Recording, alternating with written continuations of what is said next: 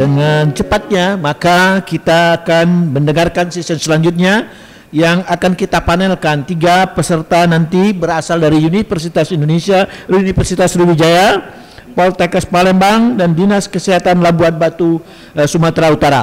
Acara ini akan dipandu oleh Ketua PAII Sumatera Selatan, yaitu Dr. Hipsa Ridwan.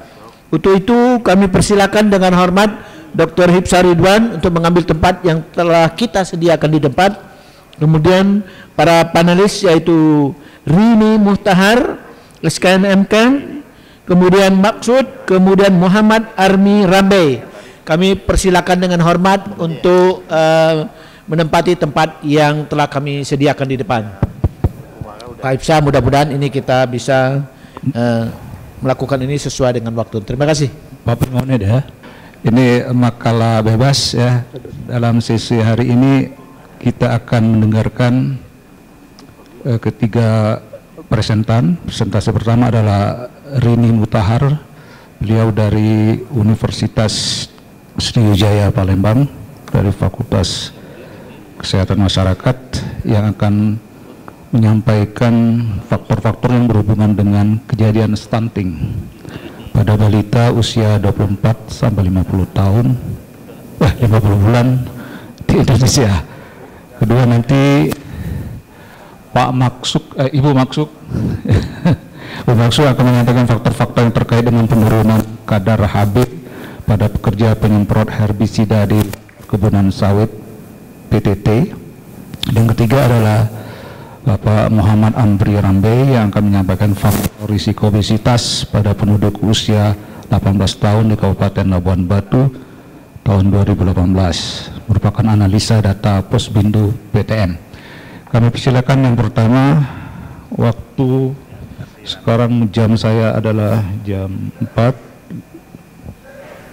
ya, lewat 35 menit. Kita mempunyai waktu 45 menit. Kami persilakan Ibu Rini 10 menit, kami persilakan. Bismillahirrahmanirrahim. Assalamualaikum warahmatullahi wabarakatuh. Terima kasih atas kesempatannya. Kali ini saya akan mempresentasikan atas nama tim saya, yaitu Khalidah Yunanita Harahap, saya sendiri Rini Muhtahar, dan Veranita, kami dari Fakultas Kesehatan Masyarakat Universitas Sriwijaya.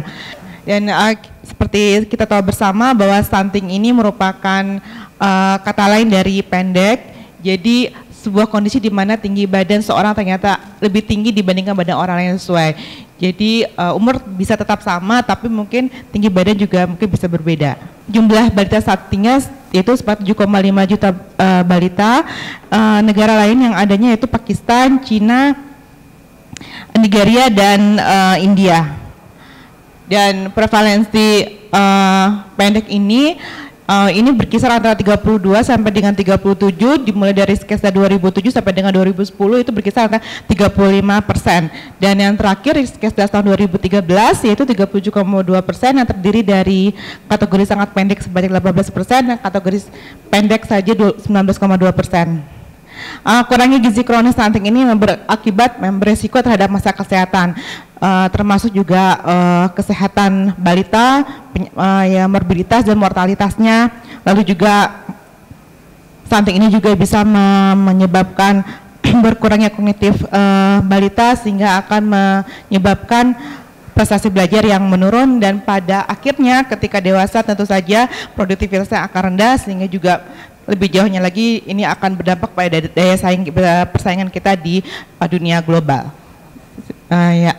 Dan kejadian stunting seperti juga status gizi lainnya ini bisa diakibatkan oleh dua hal, yang langsung maupun tidak langsung.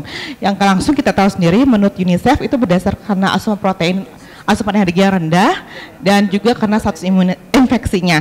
Sedangkan untuk penyebab tidak langsungnya bisa jadi karena pola asuh anak, karena sanitasi lingkungan yang buruk, lalu ketersiapan keluarga, dan juga karena pelayanan kesehatan. Ya. Jadi tujuan dari penelitian ini adalah untuk mengetahui faktor-faktor yang berhubungan dengan kejadian stunting pada balita usia 24 sampai dengan 59 bulan di Indonesia. Next. Penelitian ini merupakan penelitian yang bersumber dari data sekunder, yaitu data IFLS, yaitu Indonesia Family Life Survey IFL 2014, yang merupakan kerjasama Surveymeter Indonesia dan RAN Corporate. Desain dari penelitian ini adalah cross-sectional, karena sebenarnya ini adalah datanya cohort, jadi setiap 5 tahun atau 4 tahun sekali mereka melakukan penelitian cohort, tapi yang saya ambil hanya tahun 2014 saja, jadi ini merupakan, sehingga desainnya adalah 2014 adalah desain cross-sectional. Ya, dan populasinya adalah seluruh balita usia 24 sampai 15 bulan dari setiap rumah tangga yang ada di seluruh Indonesia. Sedangkan sampelnya kami memutuskan untuk menggunakan seluruh populasi yang berjumlah 1.253 responden, dan analisa data menggunakan kompleks sampel analisis univariat dan bivariat. Next. Definisi operasional ini seperti biasa, bahwa tinggi stunting itu merupakan tinggi menurut umur, TB per U yang kurang dari min 2 SD sehingga lebih pendek daripada tinggi yang seharusnya. Jadi ada 0 stunting dan 1 normal. Next. Dan ini adalah alur pemilihan restriksi pemilihan sampelnya dari rumah tangga diwawancarai oleh IFLS ini berjumlah sebanyak 48.139, lalu kita pilih rumah tangga yang hanya memiliki balita yang berusia 24 sampai 59 berjumlah 4.249, lalu kita restriksi lagi yang memenuhi kriteria inklusi dan inklusi yang juga yang tidak memiliki misi data. Yang terakhir adalah data bersihnya 1.253 orang. Tidak dapat stuntingnya 245 balita dan tidak stuntingnya 1.007 balita. Next. Hasilnya seperti tadi bahwa stunting adalah 19,7%, yang normal adalah 80,30%. Jadi memang perlu dicatat bahwa angka di sini memang lebih rendah daripada angka dari Riskesdas, karena Riskesdas itu melibatkan seluruh balita dari 59 bulan, sedangkan ini hanya melibatkan balita dari 24 sampai 59 bulan. Jadi memang ini angkanya lebih kecil daripada angka Riskesdas. Jadi memang tidak dapat dibandingkan artinya. Ya, terus. Oke, terus. Ini adalah langsung univariatnya, jadi berat badan lahirnya itu sekitar 7,8% atau 8%, ini kurang lebih sama dengan kondisi di Indonesia, antara 6-8% BBL di Indonesia. Lalu jenis kelaminnya laki-laki dengan perempuan itu memang lebih banyak laki-laki 51,1, lalu tapi tidak jauh berbeda. Lalu status imunisasinya, ini imunisasi lengkapnya itu sebanyak 82,7% dari seluruh responden, dan yang mempunyai penyakit infeksi ada yang pernah itu 10%, lalu yang memberikan ASI eksklusif ini kurang lebih 63,2%, angka ini cukup rendah, dan yang mempunyai tinggi badan ibu kurang dari 150 cm adalah 31,9%, dan sebanyak lebih dari setengahnya ibu tidak bekerja. Next. Pendidikan ibunya yang paling tinggi sebanyak yang menengah, yaitu sampai SMP sekitar 61%, lalu jumlah anggota keluarga di dalam rumah tangga yang lebih besar daripada 4 sekitar 21,4%, dan yang respondennya ternyata lebih banyak tinggal di perkotaan sebanyak 52,6%. Next. Ini kira-kira kalau kita lihat analisis bivariat, kalau kita lihat bahwa ternyata bisa kita lihat bahwa semakin tinggi tingkat pendidikan ibu, bahwa stuntingnya lebih kecil ya. Dilihat dari grafiknya bahwa untuk ibu yang pendidikan rendah itu hanya sekitar 26,20% yang stunting, sedangkan untuk yang pendidikan tinggi itu 15,7%. Next. Dan ini ternyata laki-laki dengan perempuan ini lebih banyak perempuan yang stunting 20,90%. Ini mungkin adanya adanya pembagian makanan kalau di rumah tangga, kalau misalnya laki-laki mungkin lebih utamakan daripada perempuan, sehingga perempuan lebih banyak yang stunting. Next. Ya, sosial ekonomi ternyata sosial ekonomi menengah itu lebih banyak yang stunting sebanyak 21,90%, sedangkan sosial ekonomi rendah itu 21,80%, dan yang paling rendah stuntingnya adalah sosial ekonomi tinggi itu 16,30%. Next. Nah, ini perbedaan stunting di kota dengan di desa. Ternyata di desa itu masih banyak 22,40% dibandingkan dengan di kota 17,20%. Ini mungkin dimungkinkan mungkin karena mungkin juga di desa ini akses untuk pelayanan kesehatan kurang, lalu juga sanitasi masih buruk, sehingga di desa lebih banyak orang yang stunting daripada di kota. Next. Nah, ini imunisasi yang lengkap. Ternyata imunisasi lengkap ini ternyata yang stuntingnya hanya 18,90% yang stunting, sedangkan yang 2 menit lagi ya. Iya, sorry. Yang tidak lengkap 24,80%. Next, ya ini adalah analisis bivariatnya. Jadi ada prevalent rasionya. Ini kita lihat. Next. Ya, next. Jadi tadi sudah saya bahas bahwa ini adalah prevalensi stunting di penelitian ini ada 19,37% dan ini memang berbeda dengan hasil survei risk cases kalau dibandingkan dengan survei risk cases maupun 2010 maupun 2013, yaitu tadi dikarenakan penelitian ini hanya mencakup balita umur 24 sampai 59 bulan dan memang terdapat kelemahan pada keterbatasan pada data sekunder ini karena tidak semua variabel mungkin kita bisa analisis, terutama variabel-variabel yang secara langsung, yaitu misalnya asupan protein dan asupan energi protein yang tidak bisa kita lakukan. Next. Jadi kesimpulannya ada hubungan yang signifikan antara BBLR, status imunisasi, tinggi badan ibu, pendidikan ibu, status pekerjaan, jumlah anggota keluarga, status ekonomi rendah, wilayah tempat tinggal dengan kejadian stunting, dan mungkin dapat disarankan dapat dinas kesehatan dengan program terkait mungkin bisa menggiat kembali program 1000 hari HPK, 1000 hari pertama kehidupan, dan untuk penelitian selanjutnya mungkin bisa dilakukan penelitian yang primer yang melibatkan variabel-variabel yang lebih banyak lagi. Saya rasa itu dari saya. Terima kasih. Wassalamualaikum warahmatullahi wabarakatuh. Waalaikumsalam warahmatullahi wabarakatuh. Terima kasih Ibu Rini. Selanjutnya kami persilakan Dr. Maksud SKM MKes. Assalamualaikum warahmatullahi wabarakatuh. Terima kasih atas kesempatannya Pak Moderator. Pada kesempatan ini saya akan menyampaikan hasil penelitian saya dengan judul faktor-faktor terkait dengan penurunan kadar hemoglobin pada pekerja penyemprot herbisida di perkebunan sawit, di mana studi kasus ini kami lakukan di PTT Kabupaten Banyuasin. Next. Herbisida merupakan golongan daripada pestisida di mana saat ini penggunaannya sangat tinggi di perkebunan sawit. Ada 2 bahan aktif yang paling banyak digunakan di sawit, yaitu bahan aktif herbisida glifosat dan bahan aktif herbisida paraquat untuk di lingkungan kerja. Namun untuk di lingkungan umum ini bisa melalui media makanan, karena pada saat ini penggunaan pestisida itu sangat tinggi juga dilakukan untuk bahan pangan dan lain-lain. Kemudian akibat daripada paparan pestisida herbisida ini dapat menimbulkan beberapa risiko kesehatan, bisa akut, bisa subakut, dan bisa sampai kronik. Salah satunya itu adalah penurunan kadar Hb dalam bentuk atau nama lainnya adalah anemia. Penelitian sebelumnya pernah kita lakukan juga di kebun sawit juga untuk aplikator herbisida ini bahwa memang anemia sangat tinggi. Selain itu, bahan aktif herbisida paraquat ini pernah juga kami teliti di mana di dalam urin pekerja itu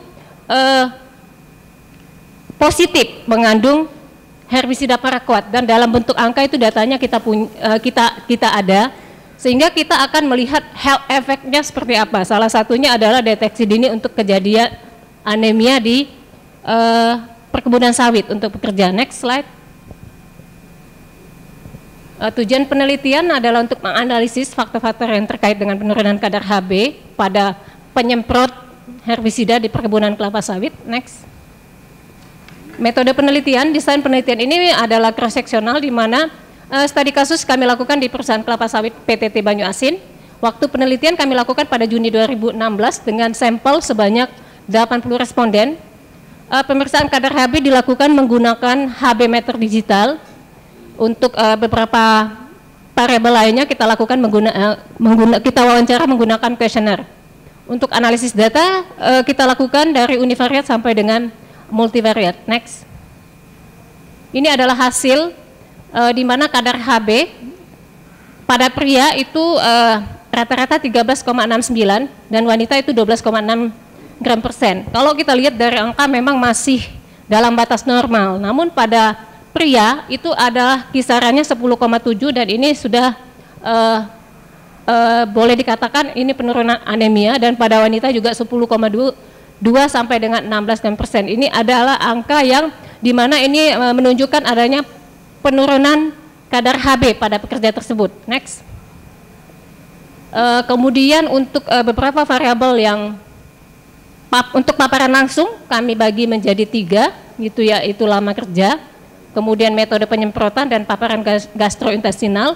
Kemudian untuk perilaku pekerja, dekontaminasi setelah terpapar herbisida, dan kelengkapan penggunaan alat pelindung diri, di mana memang masih banyak pekerja itu yang bekerjanya lebih dari 4 jam.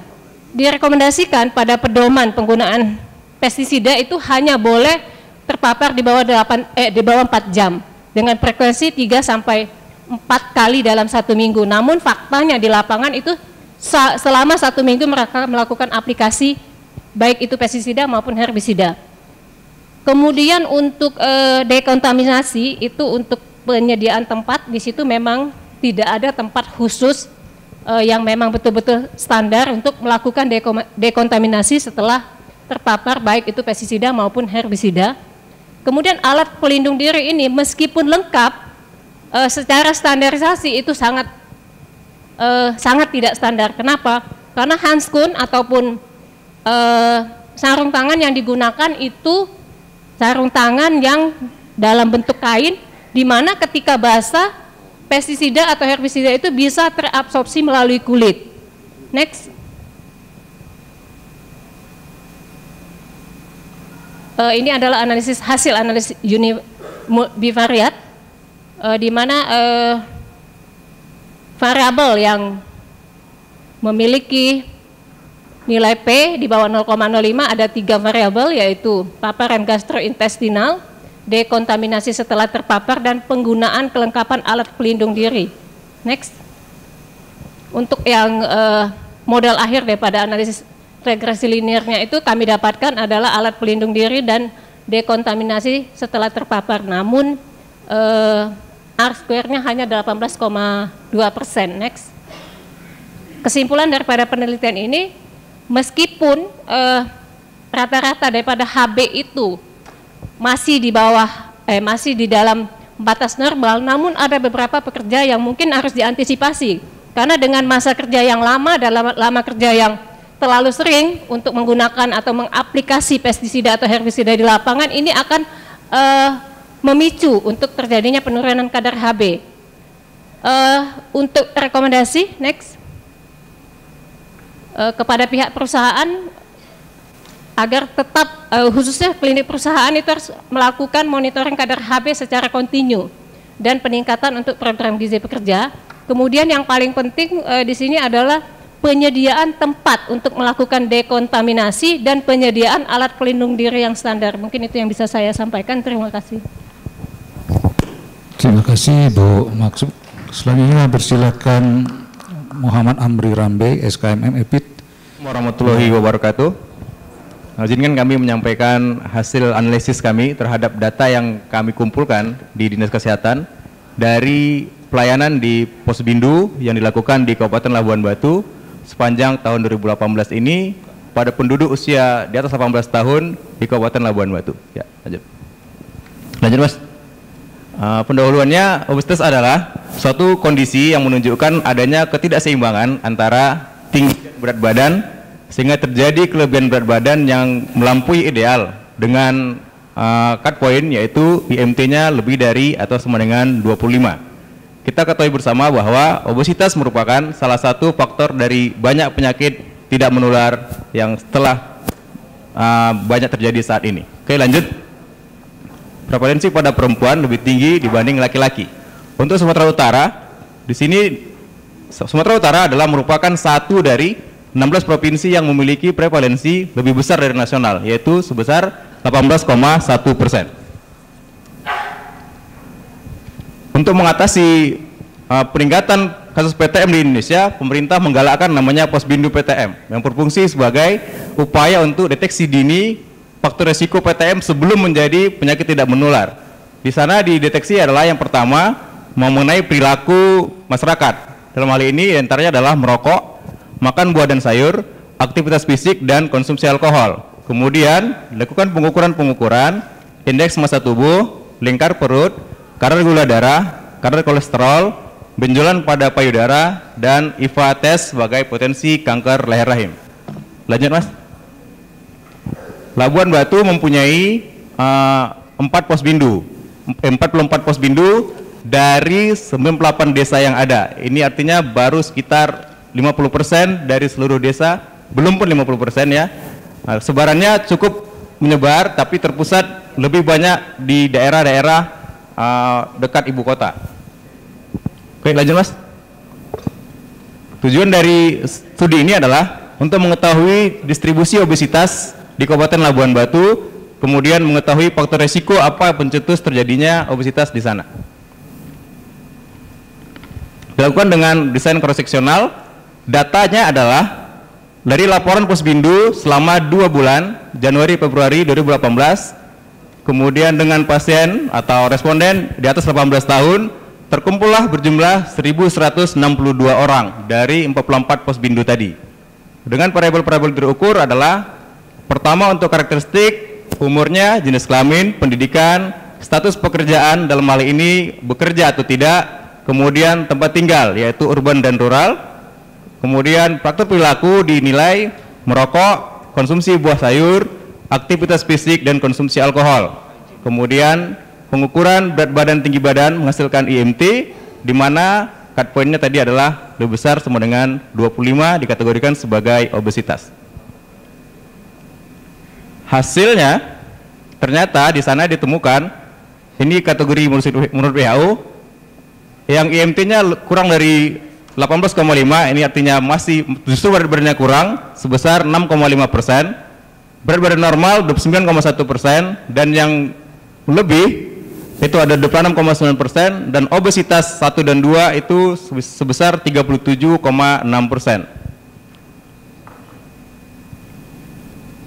Proporsinya penderita obesitas ini ditemukan lebih banyak pada usia lebih besar dari 54 tahun, yaitu 41,3%.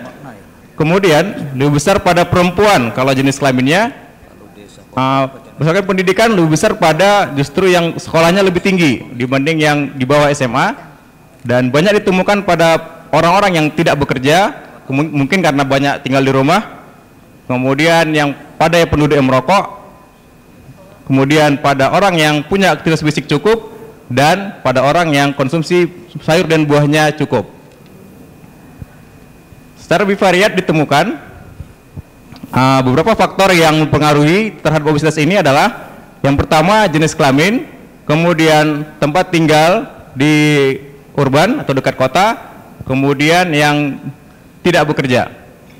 Kemudian konsumsi buah dan sayur justru menjadi anti mainstream di sini, dia menjadi sifat protektif terhadap obesitas.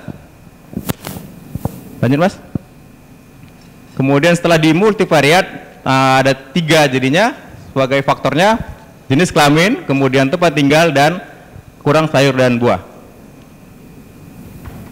Pembahasannya, rata-rata IMT di Labuan Batu perempuan lebih tinggi daripada laki-laki, ini hampir sama dengan pola di nasional. Kemudian obesitas pada perempuan 1,6 kali dibanding pada laki-laki. Kemudian obesitas pada daerah rural, daerah urban, perkotaan 2,6 kali dibanding daerah pedesaan. Ini mungkin berkaitan dengan pola makan dan gaya hidup penduduk di kota. Nah, kurang sayur dan buah justru menjadi faktor protektif di hasil analisis ini. Diduga ini karena adanya faktor recall bias dalam penyampaian informasi tentang konsumsi sayur dan buah setiap hari. Karena ini datanya dikumpul untuk dalam 1 bulan terakhir, jadi mungkin agak lari bias dalam informasinya. Lanjut Mas. Kesimpulannya, faktor resiko terjadinya obesitas di Kabupaten Labuan Batu adalah jenis kelamin perempuan, tempat tinggal di daerah urban, dan makan buah dan sayur. Rekomendasinya perlu perbaikan cara pengumpulan data masalah konsumsi buah dan sayur di Posbindu PTM agar data yang diperoleh bisa lebih valid. Ya, rekomendasi untuk semuanya, mari kita berlaku cerdik untuk mencegah PTM dari kita semua. Oke, demikian saya Eri dengan Assalamualaikum warahmatullahi wabarakatuh. Bertanya, masukan, silakan. Mulai dari kiri, tolong. Bapak, Assalamualaikum warahmatullahi wabarakatuh. Kepada panelis, saya tujuannya ke Ibu Dokter, mohon maaf. saya tidak ini cuman saya melihat ada semacam ketidakkonsistenan pada saat mengukur ada di 4 jam. Di slide yang berapa tadi 5 jam, kemudian berubah menjadi 4 jam. Ibu maksud ya? Iya. Iya. Mohon maaf. Tadi di slide yang keberapa, pertama itu ada pengukuran apa, ada 5 jam, kemudian dia berubah menjadi 4 jam. Itu why so like that. Kemudian pertanyaan kedua, bukan pertanyaan sih, masukan kedua saja, terkait dengan rekomendasi yang diberikan. Kalau menurut saya, rekomendasi baiknya hasil-hasil penelitian itu disampaikan kepada decision maker maupun policy maker. Kenapa? Karena kalau saya lihat di sini hanya ditujukan kepada perusahaan. Monitoring rekomendasinya itu kadar bekerja secara rutin, peningkatan itu kayaknya ke pihak perusahaan. Masukan saya bagaimana kalau itu disampaikan kepada decision maker atau policy maker, misalnya pertanian, kesehatan dan seterusnya, sehingga menjadi ada manfaatnya untuk masyarakat pekerja tersebut. Terima kasih, demikian. Ya, ibu dari mana deh, Bu? Ya. Dari mana Ibu dari? Oh, saya dari KKP Ternate, tetapi saya PAI. Ternate ya. Ya, silakan. Ya, Maluku Utara. Terima kasih. Kami silakan Bapak yang baju putih. Terima kasih. Perkenalkan, saya Kadek Mulyawan dari PAI NTB. Saya ke Mas Amri. Sedikit aja mungkin hampir sama dengan Ibu dari Ternate, mungkin ke arah rekomendasi ya. Kalau kita lihat itu kan hasil dari, ini luar biasa sekali pengumpulan data dalam data terkait dengan PTM. Nah, ini kalau kita lihat hasilnya seperti ini, kira-kira sarannya itu dengan hasil seperti ini, kira-kira apa yang bisa dilakukan untuk memperbaiki kondisi di Labuan Batu itu? Jadi mungkin kalau pengumpulan data yang lebih valid mungkin perlu kita pikirkan, tapi yang lebih konkret apa yang bisa dilakukan, itu aja sih barangkali. Terima kasih. Terima kasih. Ada tadi yang mana? Ada pada. Saya Sugana Yatra dari Dinas Kesehatan Kabupaten Buleleng, Bali. Jadi saya ingin bertanya kepada presenter yang kedua tentang variabel yang ditampilkan pada analisis bivariatnya itu. Yang mungkin ditampilkan di slide ada variabel tentang yang coba tampilkan slide yang di atasnya Pak, yang di bawahnya lagi ya.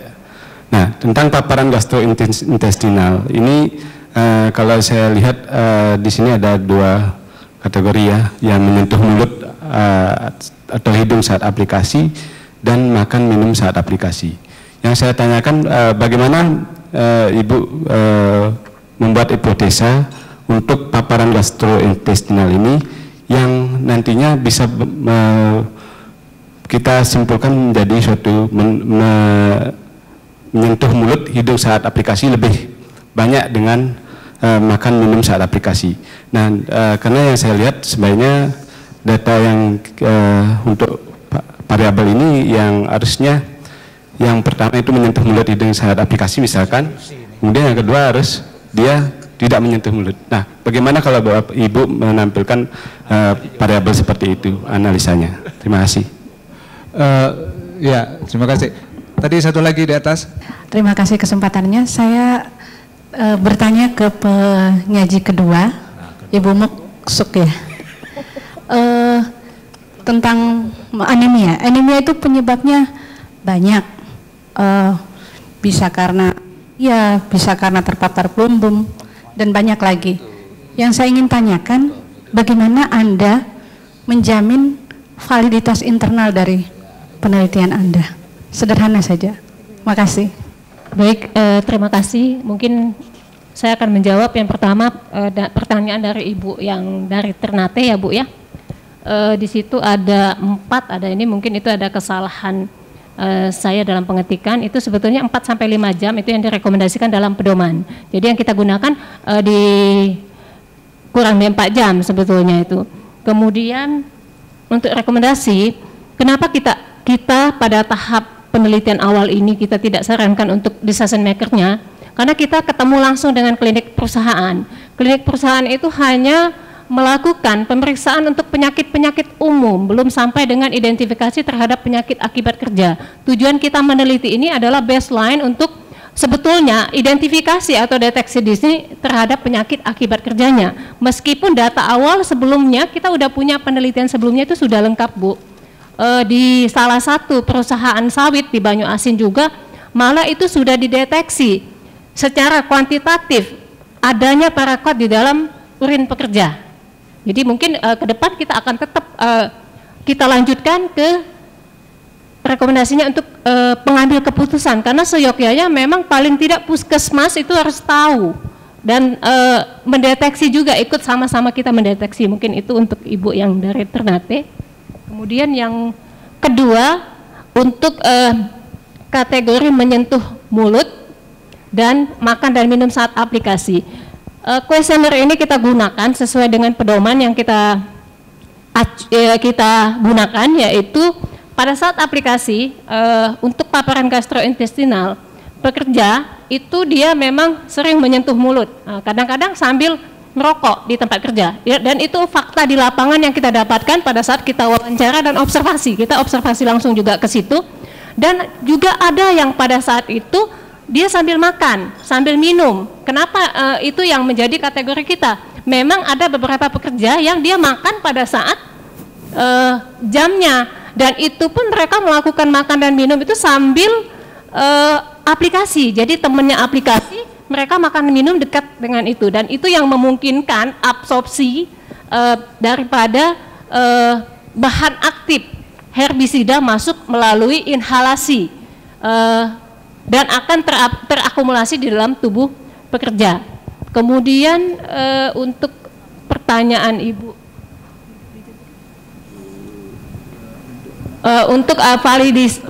untuk penyebab anemi itu memang banyak ya Bu ya. Namun penelitian sebelumnya memang sudah ada memang yang menyatakan bahwa memang ada salah satu bahan aktif, contohnya glifosat, merupakan bahan aktif herbisida untuk membantu pekerja dalam mengendalikan gulma. Itu bisa menimbulkan anemia karena mekanisme di dalam tubuh dia bisa menurunkan kadar Hb, salah satunya sel darah merah itu bisa turun, Bu. Jadi ada beberapa penelitian sebelumnya sudah kita adaptasi untuk melanjutkan ini. Jadi kebetulan di sawit memang belum dilakukan, khususnya di Sumsel belum dilakukan. Makanya beberapa penelitian kita arahkan ke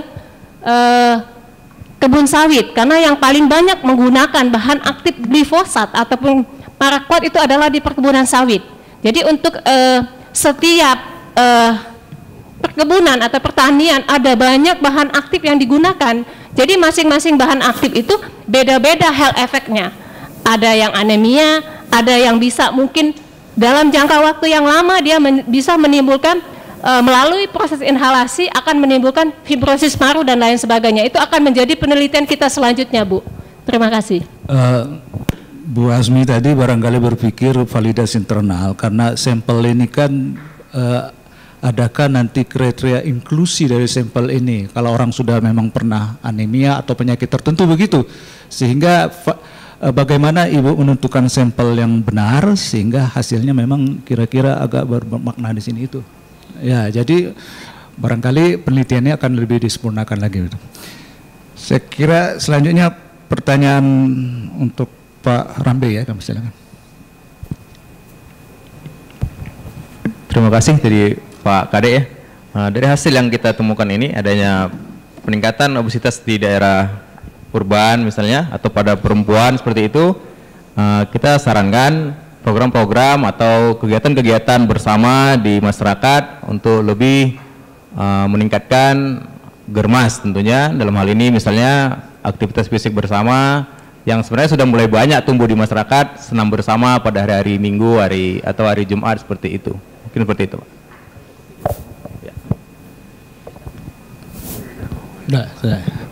Terima kasih, kita masih mempunyai waktu 10 menit, barangkali ada tambahan. Pak Buhari Bos, Pak Buhari Lapau, silakan.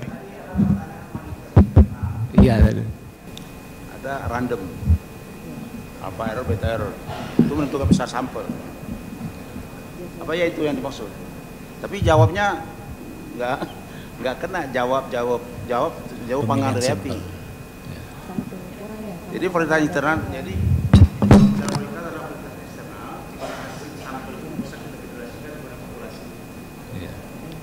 Mr. Metodologi. Bisa jadi kebijakan. Ya. Kalau itu memang ada ujian strategi.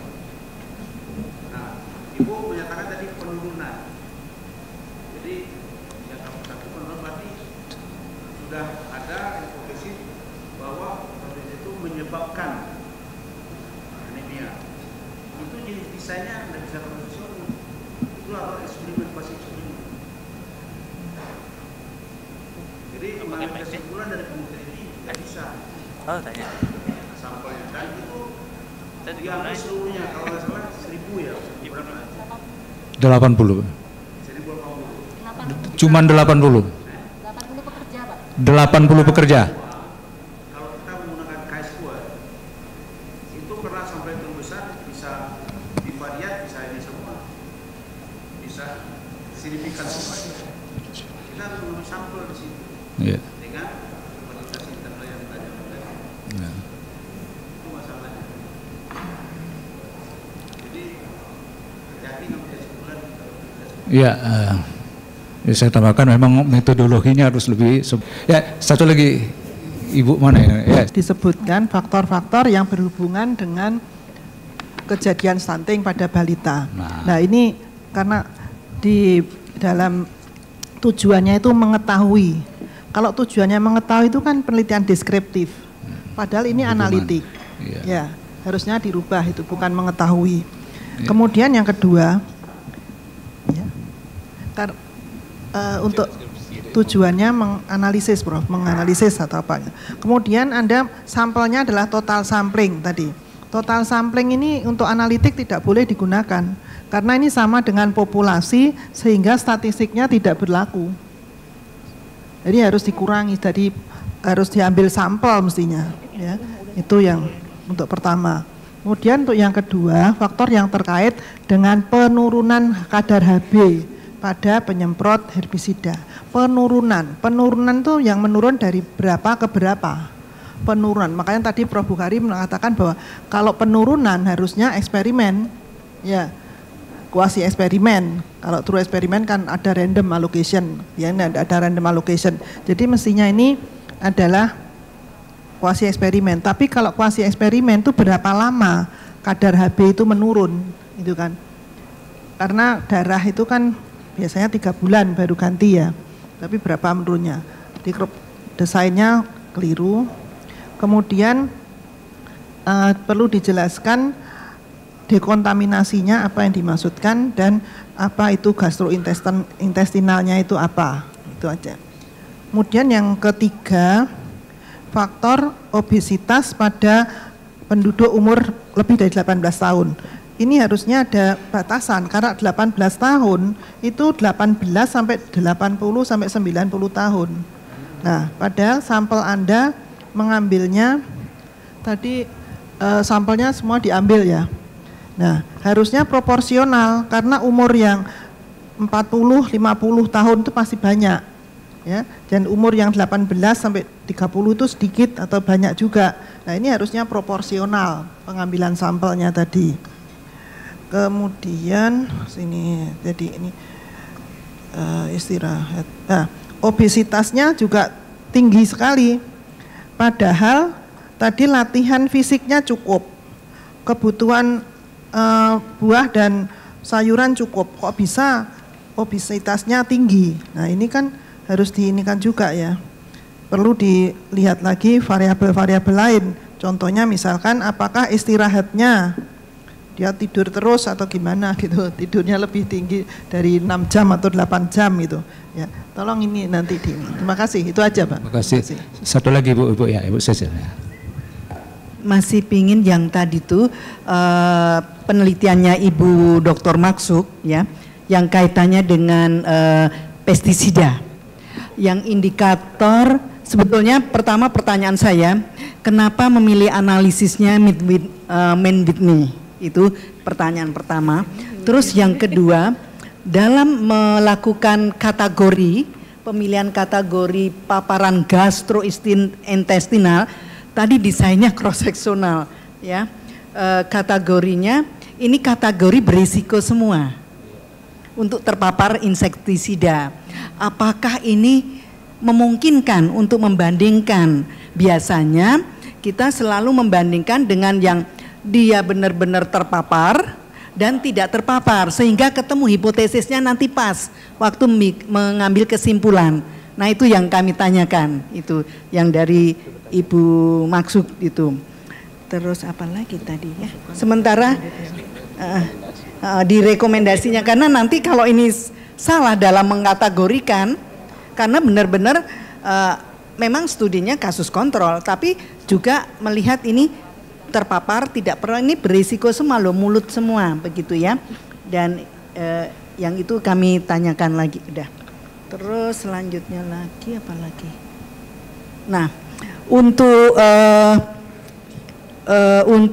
saran ke depan itu sebetulnya jangan sampai memberikan saran itu kurang tepat begitu, dalam arti memperluas penelitian seberapa luasnya begitu, dan juga menambah variabel. Nah, itu juga harus jelas. Menurut saya, Ibu baru analisisnya bivariat ya Bu ya. Nah, mungkin bisa didesain karena ini cross seksional, masih cari etiologi faktor-faktornya. Mungkin menurut saya di multivariat kita coba, baru nanti ke depannya analisisnya betul-betul mau desain kasus kontrol yang gimana ada koreksi bias-biasnya jelas gitu. Dan selanjutnya lagi tadi validitas, saya menanyakan untuk dosis respon juga. Itu saja. Terima kasih. Terima kasih Bu. Statistik dan validitas internal dan lain-lain.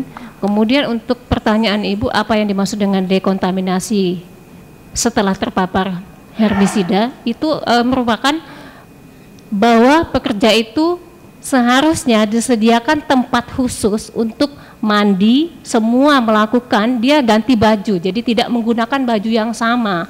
Pada saat dia aplikasi, dia pakai baju yang itu, dia bawa dari rumah, kemudian setelah aplikasi dia pakai baju itu lagi pulang, jadi itu akan mengkontaminasi di rumahnya. Jadi untuk baju itu seharusnya ada tempat khusus memang untuk ganti, dan fakta di lapangan itu tidak ditemukan tempat khusus tersebut.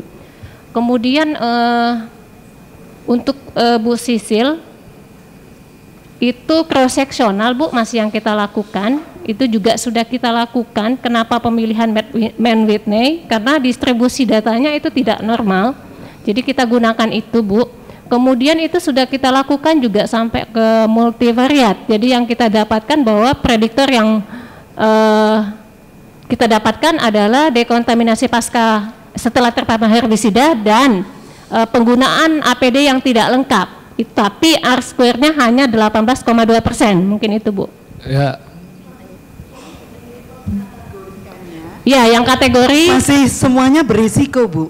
Untuk ya, yang nanti mungkin Ibu cermatin lagi. Baik, yang itu untuk tidak masukan sepadan, harusnya yang benar-benar tidak berisiko. Ya, terima kasih Bu dari masukannya nanti. Kita sudah melampaui waktu 2 menit. Saya kira ada presentasi ketiga presentasi dari kita tutup.